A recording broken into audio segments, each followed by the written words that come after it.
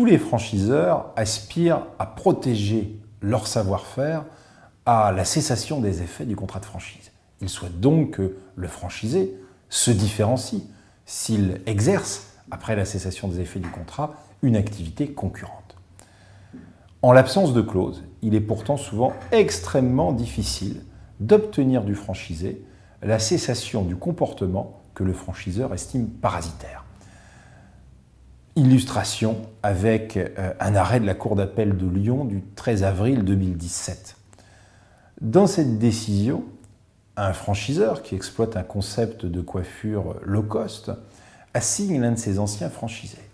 Il l'accuse notamment d'actes de parasitisme qui consisteraient, selon lui, à définir les services d'une manière approchante et surtout à adopter pour ceci un positionnement à bas coût. La Cour d'appel confirme la décision ayant rejeté les prétentions du franchiseur, au motif que le savoir-faire évoqué ne revêt pas une originalité suffisante. En d'autres termes, le franchiseur a échoué à démontrer en quoi son savoir-faire méritait une protection par le parasitisme. C'est une solution qui est extrêmement classique, mais cela signifie que chaque franchiseur a intérêt à se protéger, non pas en se reposant sur la responsabilité civile délictuelle de l'ancien franchisé, et donc en le poursuivant en parasitisme, mais en prévoyant au contrat, en anticipant par des clauses claires ce que le franchisé, dans l'exercice de sa future activité concurrente, n'aura pas le droit de réaliser.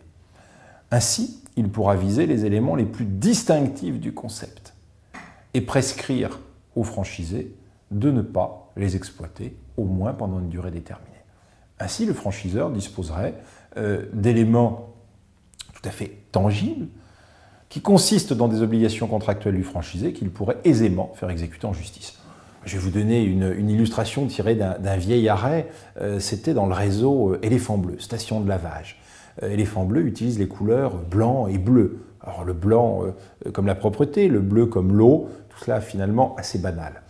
Sauf que Éléphant Bleu avait anticipé et prévu dans son contrat que le franchisé ne devra plus, après la cessation des effets du contrat, pour l'exploitation de sa station de lavage, sous sa propre enseigne, utiliser ces deux couleurs, le blanc et le bleu.